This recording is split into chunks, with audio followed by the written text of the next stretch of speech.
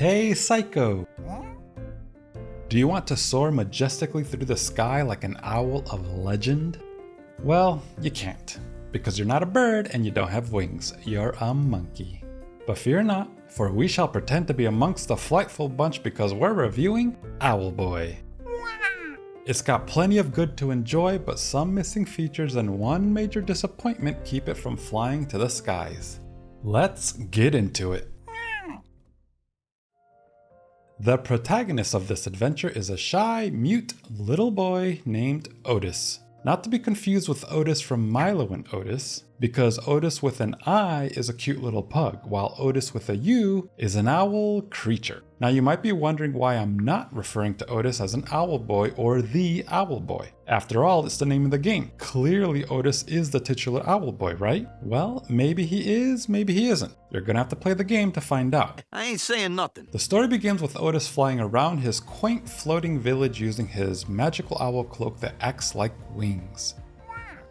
Yes, you heard correctly, he doesn't actually have wings, he just flaps his cloak and that somehow works. Anyway, after a little bit of exploring, Otis's world is turned upside down when his village is attacked by pirates. But strangely enough, the pirates leave as quickly as they came. However, their assault isn't over because it's clear they're heading in the direction of the floating capital city named Advent. With precious little time, Otis and his friends must warn the capital and thwart the pirates. Along the way, enemies become friends, friends become enemies, and an ancient power is discovered that threatens the existence of their entire world.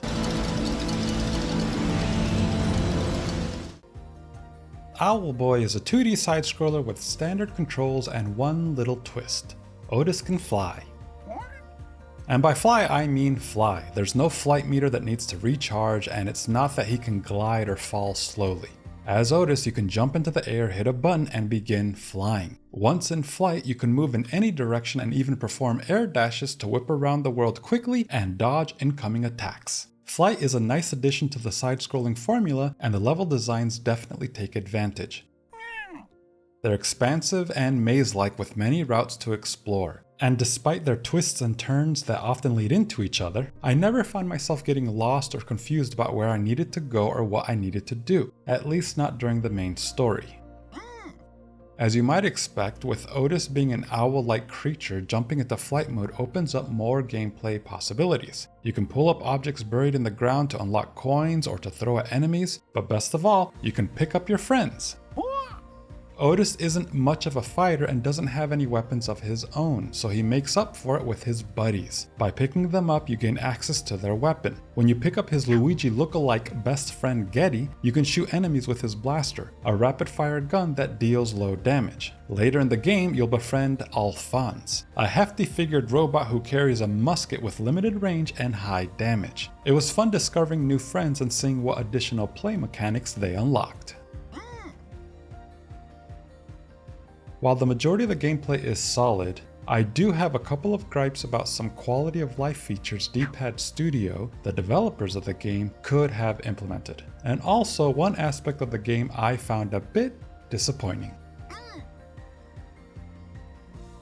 For a game that promotes exploration with large levels that grow in every direction, you'd think they'd implement a minimap. Some way to know where you've been and where you haven't so you can systematically uncover the entire world. Now, for the main story, this wasn't too much of an issue. As I mentioned before, despite the twists and turns of some of the more complex levels, I rarely found myself getting lost. However, I feel the lack of a minimap killed replayability. After I completed the main story, I thought it would be fun to go back through the levels trying to find all the coins and discover every hidden secret. But without the drive of the main story guiding me forward, I quickly found myself getting lost and repeatedly flying down the same corridors over and over. Some people might enjoy having to take notes or build a mental model of the world map in order to discover every secret, but I'm not one of those people.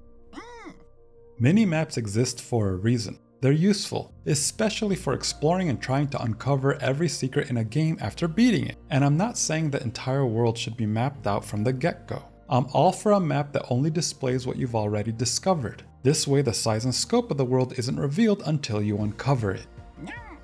Another point of contention I have with this Owlboy is its save system. I assume the developers wanted a retro-style experience where you can't just save anywhere you want willy-nilly, and I'm okay with that. But if you're not going to let me save anywhere, at least make the checkpoints visible. As it is right now, the game autosaves at some predetermined points, but it's never clear how much you'll have to redo when you load from last checkpoint.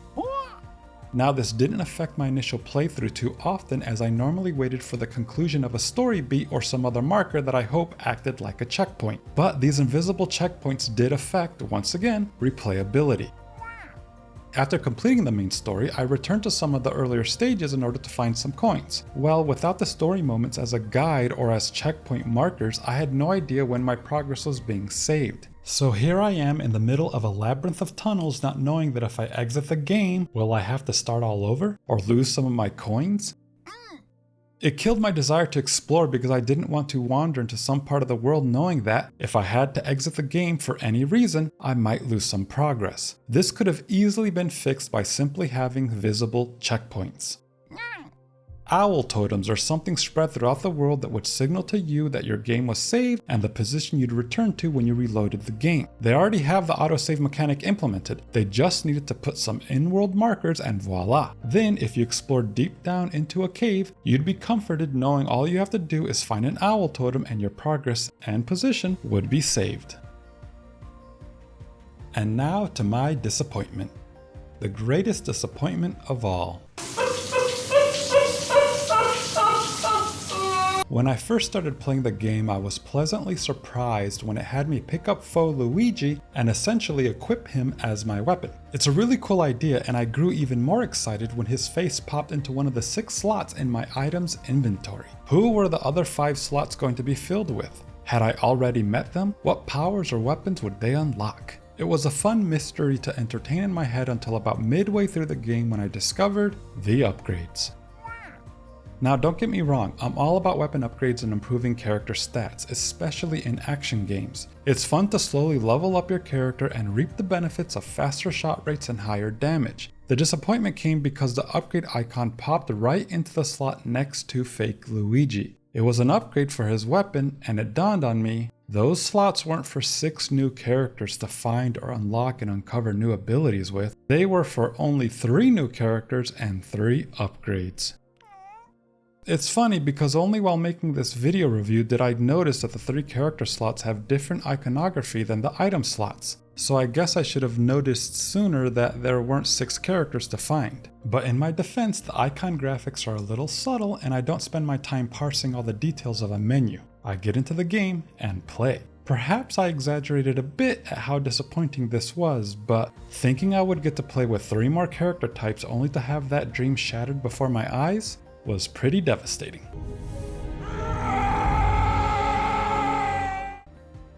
For whatever quibbles I have with missing features, I have nothing but praise for the graphics. Owlboy is an indie game made by D-Pad Studio, and they're composed of a very small development team. In fact, as far as I understand it, their entire art department is one guy. The majesty that which we see before our eyes was created by a pixel-pushing pro named Simon S. Anderson. He's a master at the art form, and should you have any interest in seeing some amazing mock-ups or trying to learn the skill yourself, you should give him a follow. The environments in Owlboy are lush with detailed art and beautiful set pieces. Each character is uniquely designed and animated with care and exhibit their own endearing personalities. My only critique is that in some areas I felt it wasn't always clear what was a background element and what was in Otis's path. At one point I attempted to fly over some bushes that weren't even in my way, but these moments were very rare and never got me killed or ruined the play experience. Overall, this is a wonderful looking game. Owlboy executes lots of things well, but not necessarily great. Except for the art, which is fantastic, the gameplay feels like a lot of good ideas that weren't quite pushed far enough. I wanted more of everything. More upgrades, more weapons or friends to carry, and even more things to pick up and interact with. The world is pretty large with plenty to explore, but as I mentioned earlier, without some sort of mapping system, revisiting previous areas can sometimes be more frustrating than rewarding. And without visible checkpoints to know when your game is saved or not, exploring deep into some of the levels when you're outside the main story can feel more risky than they should. Therefore, despite the love and care I know went into this game, I'm giving Owlboy a 3 out of 5. It's a very solid game that I feel just didn't reach its potential. If you love the art style and are interested in a cute story about fantastical owls battling robot pirates, then you'll probably have a good time with Owlboy. It's a solid platformer and makes an enjoyable once-over experience. D-Pad Studio is a small company, and making video games, big or small, is really hard work, and what they've created is very awesome. But I'm not going to grade indie games on a curve. If they don't have the features these types of games should have, or the addictive gameplay to make up for it, then I have to call it out. It's like having a cheese pizza versus a Supreme. If you're gonna give me a pizza with only cheese, it better be the best sauce, the best crust, and the best cheese. But if you can't hit high on all those notes, then you better add on some toppings to make up for it. Owlboy is a good cheese pizza that would have benefited from some more toppings.